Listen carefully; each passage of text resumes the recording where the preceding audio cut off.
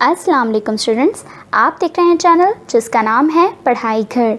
उम्मीद है आप सब खैरियत से होंगे। तो स्टूडेंट्स, आज का जो हमारा टॉपिक है वो है exams, tips and tricks. You may want to give some exams more study time than others, so find a balance that you feel comfortable with।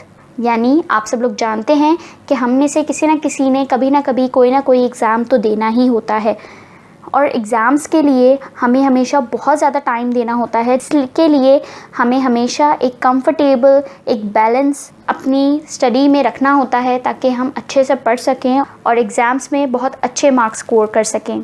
तो इसके लिए आपने इन 7 टिप्स और ट्रिक्स को ट्राई करना है ताकि आप एग्ज़ाम्स के लिए अपनी आप को बिल्कुल अच्छे से प्रिपेयर कर सकें और बहुत अच्छे से माइंड आपका फ़्रेश हो कि आपने बहुत अच्छे से तैयारी करनी है। पढ़ाई घर में खुशामदीद। सबसे पहले इस चैनल को सब्सक्राइब कर लें और बेल आइकन पे क्लिक कर लें ताकि आप हमारी तमाम वीडियो से बाखबर रहें और बनो मिसाल पाकिस्तान की, क्योंकि अब मुल्क को बेहतर बनाना है। Number 1, organise your study space. सबसे पहले आपने अपनी स्टडी स्पेस को ऑर्गेनाइज़ करना है, यानी आपने अपने अराउंड अपने तमाम स्पेस को देखना है कि आपने अपनी तमाम बुक्स, कॉपीज़ इन सब को अरेंज करके अपने पास रखा है या नहीं। अपनी स्टेशनरी को भी अपने पास रखें। उसके अलावा आपने कोई ऐसी जगह देखनी है जहाँ पर आप बिल्कुल फ़ोकस होके स्टडी कर सकें, यानी कि आपने कोई बेड पे बैठकर नहीं पढ़ना है और ना ही आपने किसी कंफर्टेबल से सोफ़ा पे बैठकर आपने पढ़ना है। आपने एक बिल्कुल अच्छी कंफर्टेबल जगह चूज़ करनी है, लेकिन ऐसी ना हो कि आपको पढ़ते पढ़ते वहाँ नींद आ जाए। आपने हमेशा ऐसी जगह चूज़ करनी है जहाँ आप कंफर्टेबल तो हों, लेकिन आपको ये पता हो कि हाँ, आप वहाँ सो नहीं सकते बिल्कुल भी। वो आपके लिए कंफर्टेबल स्पेस नहीं है जहाँ पर आप आराम से सो सकें। तो आपने अपनी जगह को कुछ इस तरीके से ऑर्गेनाइज़ करना है। उसके अलावा है number 2, use flow charts and diagrams. Students, हम जितनी ज़्यादा फ़्लो चार्ट्स और डायग्राम्स बना कर समझते हैं ना, हम उससे जल्दी और किसी तरीके से नहीं सीख सकते हैं। तो इसीलिए जब आप किसी टॉपिक से रिलेटेड पढ़ रहे हों या याद कर रहे हों और उसके बहुत सारी डायग्राम्स हों या उससे रिलेटेड बहुत सारी टाइप्स हों, तो आप उसके लिए फ़्लो चार्ट्स यूज़ कर सकते हैं। और अगर आपने कोई किसी चीज़ का कोई कॉन्सेप्ट समझना है तो उससे रिलेटेड आप डायग्राम्स देख लें, बुक्स में देख लें। अगर बुक्स में ना हो तो आप इंटरनेट पे सर्च कर लें, लेकिन उनसे रिलेटेड कोशिश करें कि जो आपके लिए मुश्किल टॉपिक्स हैं आप उनको हमेशा फ़्लो चार्ट्स और डायग्राम बनाकर ही अच्छे से लर्न करने की कोशिश करें। इससे ये होगा कि आप बेहतर तरीके से सीखने की कोशिश करेंगे और आपने जो सीखा होगा वो भी आपके माइंड में बहुत अच्छे से रहेगा। Number 3, explain your answer to others.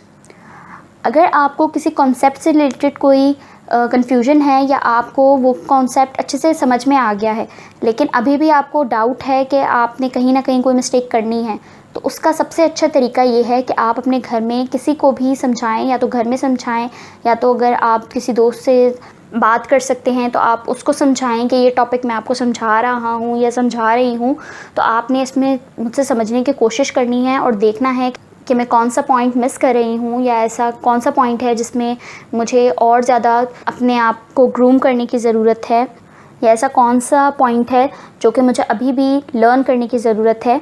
आपने अपना आंसर हमेशा इस तरीके से समझाने की कोशिश करनी है ताकि जो है लोग उससे सेटिस्फाई हो जाएं।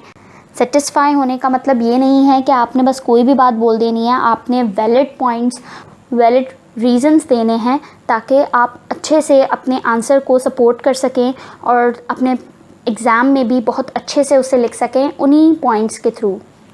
Number 4, organise study groups with friends. तो स्टूडेंट्स, स्टडी ग्रुप्स को आपने ऑर्गेनाइज़ करना है फ्रेंड्स के तौर पर। आप कुछ इस तरीके से कर सकते हैं कि अगर आप किसी के घर नहीं जा सकते तो आपने इस तरीके से कुछ करना है कि आप लोग जब भी जहाँ पे भी एक दूसरे से मिलें तो आपने वहाँ पर एक दूसरे को बताना है कि आपने किस तरीके से जो है स्टडी करनी है और क्या क्या कौन से टॉपिक्स हैं जो आपने सीखने हैं और बाकी टॉपिक्स बाकी लोग सीखेंगे, और फिर इस तरीके से सीखने के बाद वो एक दूसरे को आकर समझाएंगे। तो इस तरीके से आप कम टाइम में बहुत अच्छे से एक दूसरे से सीख भी सकेंगे और एक दूसरे को बहुत अच्छे से समझा भी सकेंगे। Number 5, take regular breaks. Students, ये बात बहुत ज़्यादा इम्पॉर्टेंट है क्योंकि ह्यूमन साइकोलॉजी के मुताबिक इंसानी दिमाग सिर्फ 45 मिनट्स तक ही किसी बात पर बहुत अच्छे से कंसंट्रेट कर सकता है। 45 मिनट्स के बाद ह्यूमन माइंड को हमेशा एटलीस्ट 15 मिनट्स तक का ब्रेक चाहिए होता है। तो आपने अपने आप को माइंड को इस तरीके से तैयार रखना है कि अगर आप 45 मिनट्स में पढ़ रहे हैं तो कम से कम 15 मिनट्स तो आप अपने आप को देंगे, अपने माइंड को देंगे, ताकि वो थोड़ा रिफ़्रेश हो। और रिफ़्रेशिंग में भी आपने कुछ पढ़ाई से रिलेटेड या पढ़ाई से अगर कुछ हटकर आप देखना चाहते हैं तो उससे रिलेटेड आप अपने माइंड को फ्रेश करें। फॉर एग्ज़ाम्पल, आप घर का कोई काम कर लें 15 मिनट में जाकर, या आप कोई और चीज़ पढ़ लें, कुछ देख लें, जो आपको बेहतर लगे आपने वो करना है। फॉर एग्ज़ाम्पल, आप पानी की बोतल भरने के लिए चले जाएं, अपने कुछ खाने के लिए कुछ स्नैक्स वगैरह ले आएँ। आप 15 मिनट में अपने आप को रिफ़्रेश करें, ताकि आप जितने ज़्यादा रिफ़्रेश होंगे उतने ही ज़्यादा फ्रेश माइंड के अंदर आपके नेक्स्ट 45 मिनट्स के लिए बहुत अच्छी चीज़ें आपके माइंड में आ जाएंगी। Snack on brain food.